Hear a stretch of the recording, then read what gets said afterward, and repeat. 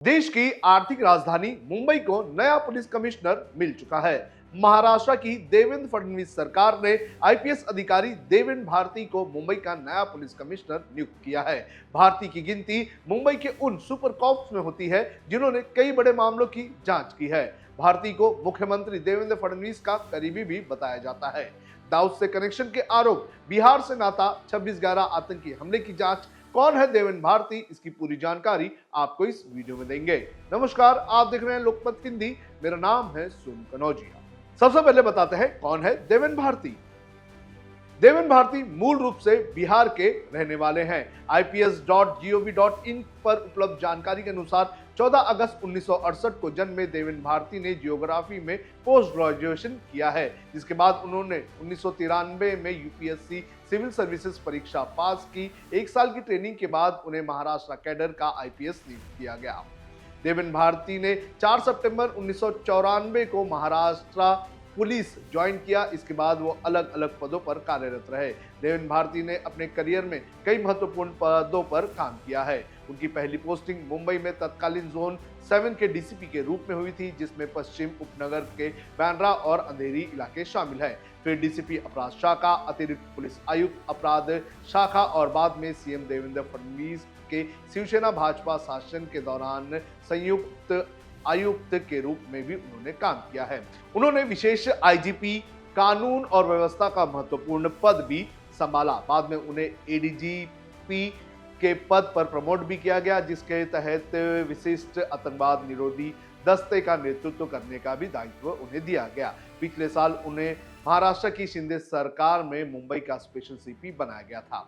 26/11 मुंबई आतंकी हमले की जांच में निभाई थी अहम भूमिका।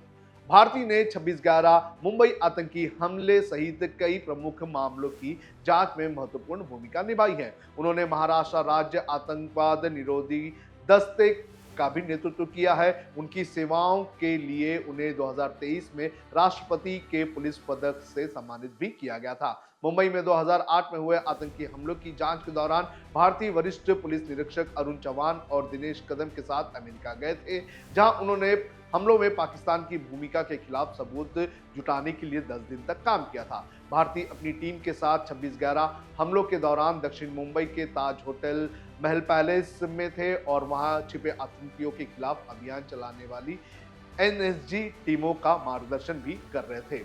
पुलिस महानिरीक्षक कानून व्यवस्था के रूप में भारती उस टीम का हिस्सा थे जो 26/11 आतंकी हमले के दोषी मोहम्मद अफजल कसाब को फांसी दिलाने में शामिल था। मुंबई पुलिस में संयुक्त पुलिस आयुक्त के तौर पर अपने सबसे लंबे कार्यकाल के दौरान उन्होंने स्थानीय थानों को अधिकार दिया। उन्होंने साइबर और वित्तीय अपराधों से निपटने पर भी काम किया है।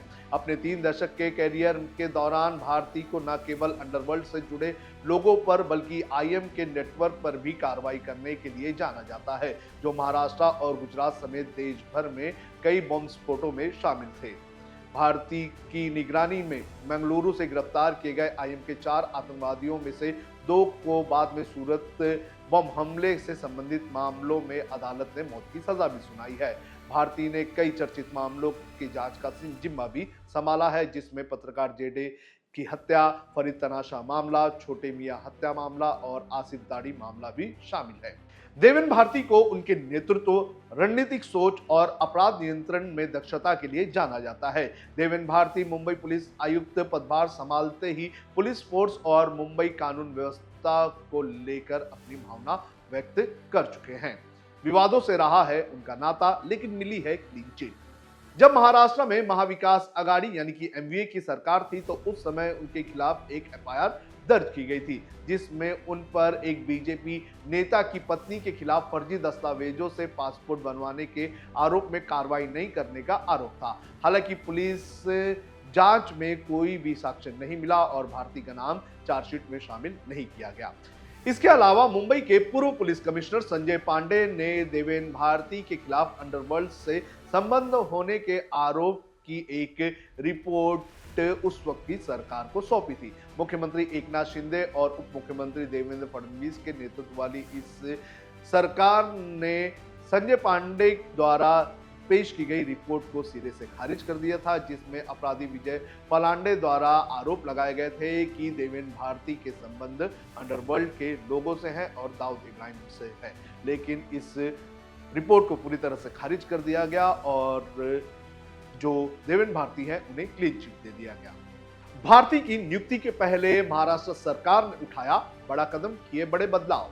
देवेंद्र भारती की नियुक्ति से पहले महाराष्ट्र सरकार ने एक बड़ा प्रशासनिक कदम भी उठाया है। अब तक डीजी यानी कि डायरेक्टर जनरल रैंक के अधिकारी को ही मुंबई पुलिस कमिश्नर बनाया जाता रहा है, लेकिन इस बार सरकार ने इस पद का दर्जा घटाकर एडीजी स्तर का कर दिया है।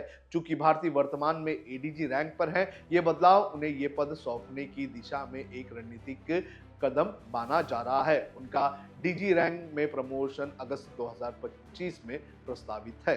तो इस तरह से मुंबई के नए पुलिस कमिश्नर देवेंद्र भारती का पूरा प्रोफाइल है। उन्होंने इस पद को संभालते हुए ही ये कहा है कि वो मुंबई की कानून व्यवस्था को नियंत्रण में रखने का पूरा काम करेंगे।